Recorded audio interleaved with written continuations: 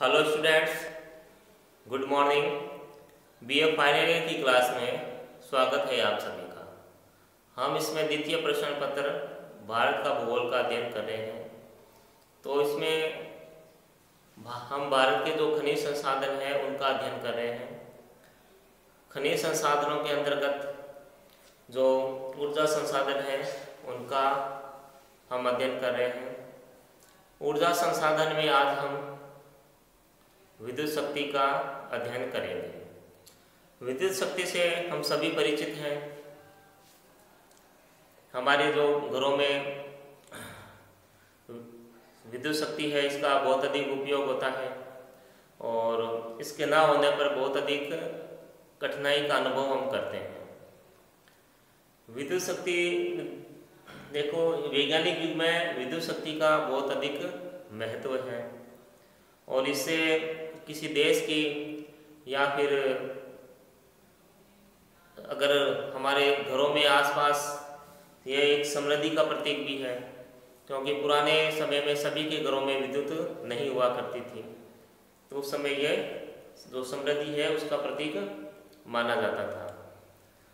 और विद्युत शक्ति उपलब्ध होने का अर्थ है अधिक उद्योग, अधिक परिवहन, अधिक कृषि और अधिक समृद्धि। यानी जिस देश में जो विद्युत का जितना अधिक उत्पादन होता है वहाँ जैसे कारखाने हैं, कृषि का कार्य है, वो बहुत अधिक उन्नत होते हैं, क्योंकि उसका विद्युत का हर क्षेत्र में उसका उपयोग होता है। उसमें देखो जो विद्युत शक्ति है इसके लाभ पढ़ेंगे। फिर विद्युत शक्ति के प्रकार हैं जल विद्युत, ताप विद्युत और परमाणु विद्युत। फिर जल विद्युत उत्पादन को प्रभावित करने वाली दशाओं का अध्ययन करेंगे। ये जो बुक्स लगा रखी है ये इसका एक तो स्क्रीनशॉट ले लो आप, और जो बुक्स लगा रखी है आपके उसमें ये विद्युत शक्ति का टॉपिक नहीं मिलेगा आपको, इसलिए महत्वपूर्ण हो जाता है इसको पढ़ना आपको। इसलिए इसका स्क्रीनशॉट ले लो और इसको हम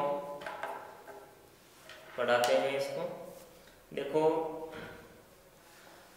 और हमारे जो विद्युत का जो प्रयोग है ये एक हमारे जीवन में दिन प्रतिदिन बढ़ता जा रहा है। जब विद्युत का जब शुरुआत हुआ था केवल बल्ब जलाना, कोई ट्यूबलाइट जलाना यहीं तक सीमित था या फिर पंखे चलाना तक ही सीमित था। जैसे जैसे मानव टेक्नोलॉजी का आविष्कार करता जा रहा है, जो विद्युत का जो प्रयोग है वो भी हम बहुत अधिक करने लगे हैं। आजकल जैसे मोबाइल चार्जर है, लैपटॉप चार्जर है, कंप्यूटर चलाते हैं, एसी है, कूलर है, माइक्रोवेव है, बहुत सारी ऐसी टेक्नोलॉजी आ गई है जिससे घरों में हम बहुत अधिक विद्युत का उपयोग करने लगे हैं। 1960-61 में भारत में विद्युत की प्रति व्यक्ति खपत 3.4 किलोवाट घंटा थी, जो कि 2013-14 में बढ़कर 162 किलोवाट घंटा हो गई है। यानी शुरुआत में बहुत कम विद्युत का उपयोग होता था भारतीयों के द्वारा, क्योंकि उस समय इतनी संभावनाएं नहीं थी, भारत टेक्नोलॉजी में भी पीछे था। तो ये धीरे धीरे भारत ने अपने टेक्नोलॉजी का आविष्कार किया और विद्युत शक्ति का उपयोग अधिक होने लगा। और भारत ने अभी तक जो विद्युत शक्ति है अपनी इसका 25% यूज किया है, बल्कि अन्य जो देश हैं विश्व के, जैसे फ्रांस ने 32%, नॉर्वे ने 53% और स्विट्जरलैंड ने 54% विद्युत संसाधनों का दोहन कर दिया है, और जबकि भारत अभी 25% ही कर पाया है।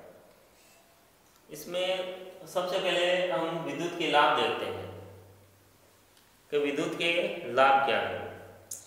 पहला है, इसमें देखो जो विद्युत है उससे एक तो प्रदूषण नहीं होता है, एक धुआं उत्पन्न नहीं होता है। विद्युत के द्वारा ना तो धुआं उत्पन्न होता है और ना ही इसके द्वारा कुछ गंदगी होती है। अब जैसे कोयले का उपयोग करते हैं हम धुआं भी उठता है और आग के रूप में अवशिष्ट भी बचता है उसका, और उससे गंदगी भी होती है। इसलिए जो विद्युत है इसे वाइट कोल कहते हैं, यानी सफ़ेद कोयला कहते हैं विद्युत को। सेकेंड बिंदु है, जो विद्युत है, जो इलेक्ट्रिसिटी है, इसे दुर्गम क्षेत्रों में भी पहुंचाया जा सकता है, क्योंकि इसे पोल लगाना पड़ता है। बस एक पोल के द्वारा एक स्थान से दूसरे स्थान पर इसे आसानी से पहुंचाया जा सकता है। जबकि पिछली क्लास में हमने कोयला पढ़ा था, कोयले में परिवहन की समस्या आती है, लेकिन विद्युत में इस तरह की कोई समस्या नहीं होती है। थर्ड पॉइंट है इसमें, उद्योग धंधों में विद्युत के प्रयोग से मानवीय श्रम की कम आवश्यकता होती है। अब जो उद्योग धंधे हैं उसमें जो विद्युत का प्रयोग होने से जो मानवीय श्रम है वो कम हो गया है। अब विद्युत क्या है, एक बटन ही बस प्रेस करना होता है और काम अपने आप होने लग जाता है, यानी अधिक श्रम की इसमें आवश्यकता नहीं होती है, सारा ऑटोमेटिक होता है। टेक्नोलॉजी का बहुत अच्छा प्रभाव है। नेक्स्ट बिंदु है इसमें, कुछ उद्योगों में जैसे सस्ती विद्युत का प्रयोग होता है, जैसे एल्यूमिनियम उद्योग है, और वायु से नाइट्रोजन प्राप्त करने का जो उद्योग है उसमें सस्ती विद्युत का प्रयोग होता है, यानी गवर्नमेंट के द्वारा इन जो उद्योग होते हैं इन्हें कुछ रियायत दी जाती है विद्युत में। नेक्स्ट बिंदु है इसमें, विद्युत के प्रयोग से उद्योगों के विकेंद्रीकरण में सहायता मिलती है।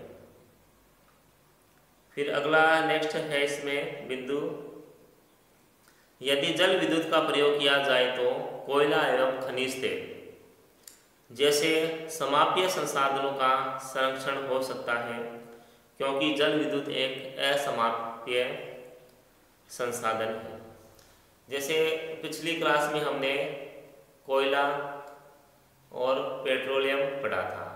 अब ये इनका जो दोहन होता है वो एक सीमित मात्रा तक ही हो सकता है, और ये समाप्य है, समाप्त होने वाले संसाधन है कोयला और पेट्रोल।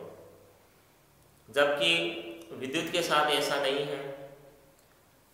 ये विद्युत जैसे 3 प्रकार बताए हैं, जल, ताप और परमाणु, तो इनके द्वारा जो विद्युत है वो बनती रहती है।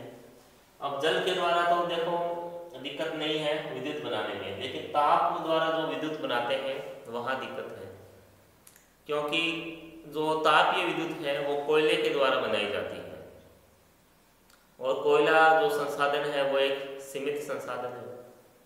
उसके बाद देखो परमाणु विद्युत है। परमाणु विद्युत एक लेटेस्ट टेक्नोलॉजी है, आधुनिक ये माध्यम है बिजली बनाने का। अब परमाणु विद्युत में एक तो ये जो विद्युत गृह बनाए जाते हैं, एक तो महंगे होते हैं, खर्चा बहुत आता है इनमें, और दूसरा एक खतरों से भरा हुआ है। अगर कहीं परमाणु जो लीक होने लग जाए तो बहुत अधिक समस्या हो सकती है, और इसका उदाहरण हमें जापान में मिलता है।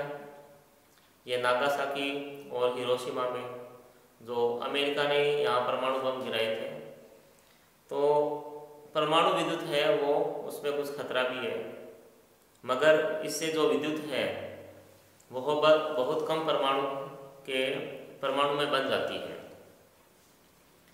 लेकिन जो परमाणु है भारत में जो संसाधन है इसका यूरेनियम, थोरियम के द्वारा ये परमाणु संसाधन है, तो ये इनकी जो मात्रा है भारत में वो एक तो कम है, तो बाहर से आयात करना पड़ता है भारत को यूरेनियम, तो ये जो परमाणु ऊर्जा महंगी पड़ती है।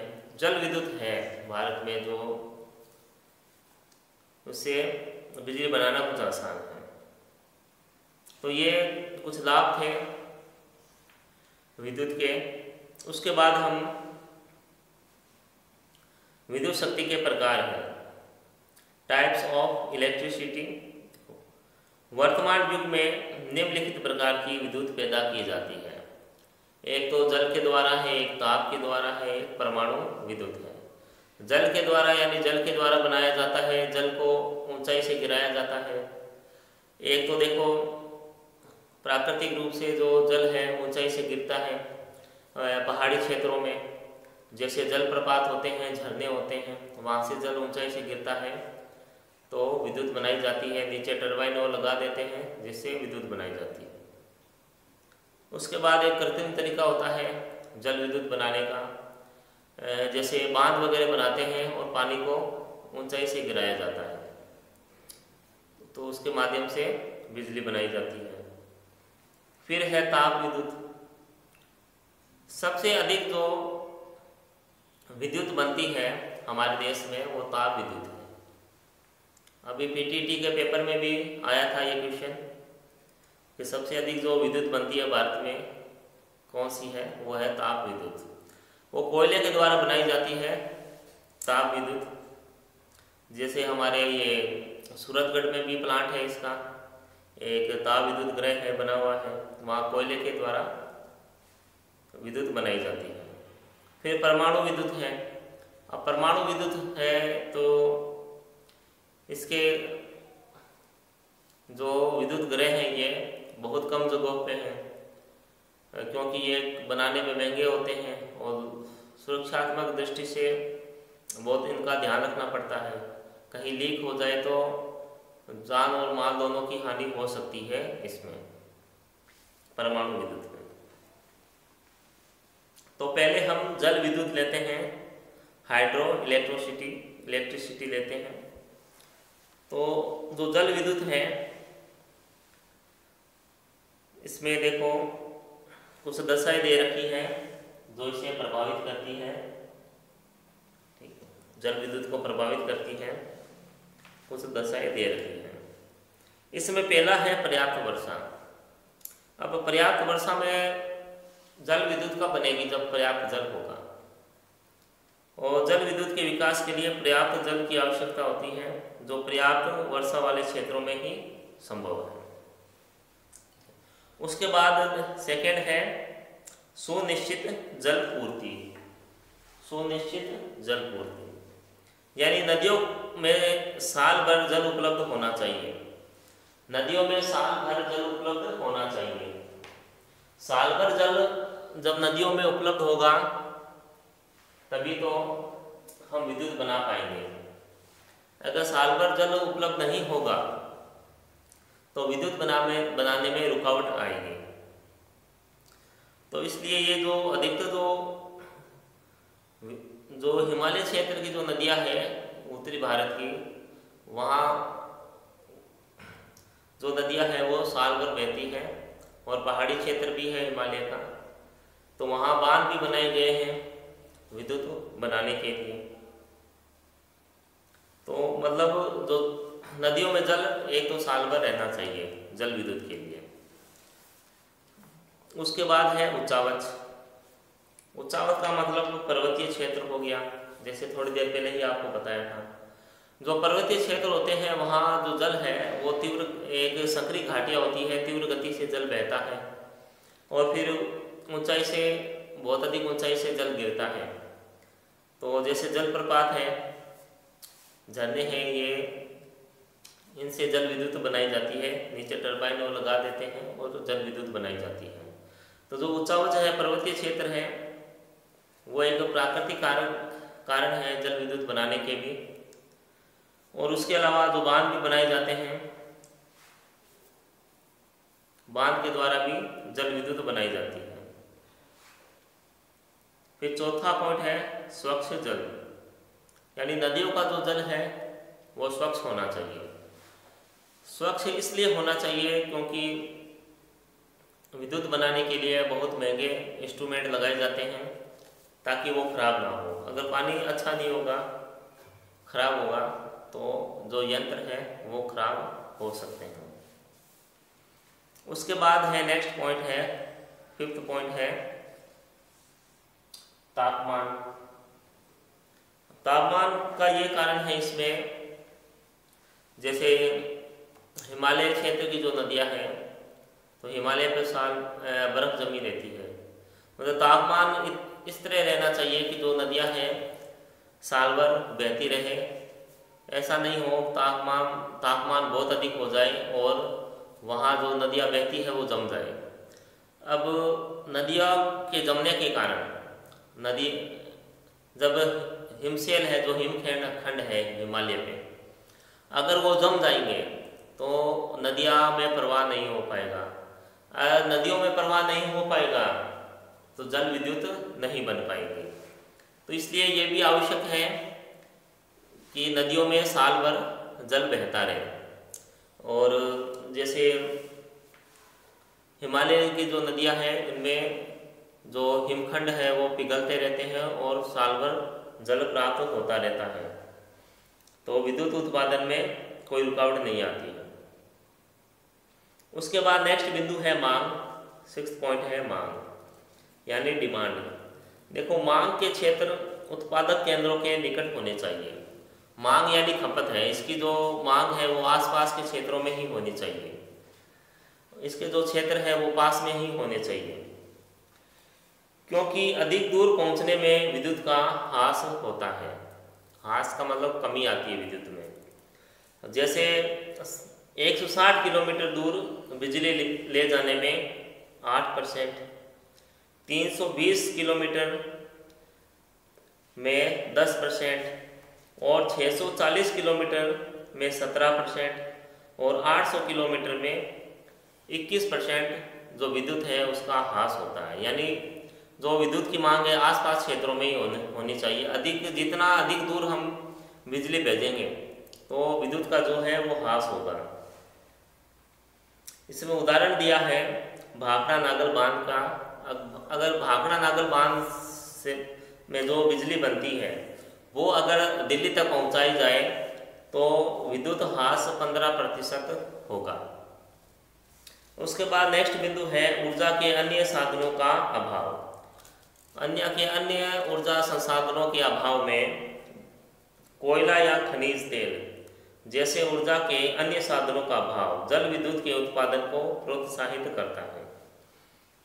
अगर जिन क्षेत्रों में कोयला या पेट्रोलियम नहीं मिल रहा है तो वहाँ विद्युत शक्ति ही एक विकल्प है ऊर्जा के साधन के रूप में। फिर है नेक्स्ट है सस्ता कच्चा माल। जैसे जल विद्युत गृह के निर्माण के लिए भारी मात्रा में सीमेंट और लोहे की आवश्यकता पड़ती है। जैसे विद्युत केंद्र बना रहे हैं हम, तो बहुत अधिक सीमेंट और लोहे की उसमें आवश्यकता पड़ती है और इसके साथ ही विद्युत तारों की लाइनें हम बिछाते हैं। तो जो कच्चा माल होता है वो एक सस्ता सुलभ होना चाहिए। फिर अंतिम बिंदु है पूंजी एवं तकनीकी ज्ञान। एक तो जल विद्युत के लिए बहुत अधिक पूंजी भी होनी चाहिए और तकनीकी ज्ञान भी बहुत अधिक आवश्यक है। पूंजी होगी तो तकनीकी जो टेक्नोलॉजी है अपने आप ही बन जाएगी, या स्वदेश में भी बना सकते हैं या फिर किसी अन्य देश से हम आयात भी कर सकते हैं। हालांकि भारत अब तकनीकी ज्ञान में आगे बढ़ रहा है। भारत में अब बहुत अधिक विद्युत का उत्पादन अब होने लग गया है और जल विद्युत पैदा करने के लिए भारत ने बहुत बड़े जो बांध हैं वो भी बना लिए हैं और जिसके लिए बड़ी मात्रा में पूंजी की आवश्यकता होती है। भारत में पूंजी और तकनीकी ज्ञान बढ़ा है और सरकार के द्वारा गांव-गांव तक विद्युत पहुंचाई जा रही है और किसानों को भी जो विद्युत है वो कृषि के लिए मुहैया कराई जा रही है। तो यह कृषि के दशाओं को प्रभावित ये जल विद्युत उत्पादन को प्रभावित करने वाले दशाएं थे। तो इसमें जो नेक्स्ट क्लास में हम लेंगे इसके उत्पादन और वितरण को लेंगे और जो जल विद्युत है इसके जो उत्पादन मुख्य क्षेत्र है इसके महाराष्ट्र, तमिलनाडु, कर्नाटक, उत्तर प्रदेश, केरल, पंजाब, हिमाचल प्रदेश, जम्मू कश्मीर आदि जो क्षेत्र है यहाँ जल विद्युत है इसका बहुत अधिक उत्पादन किया जाता है।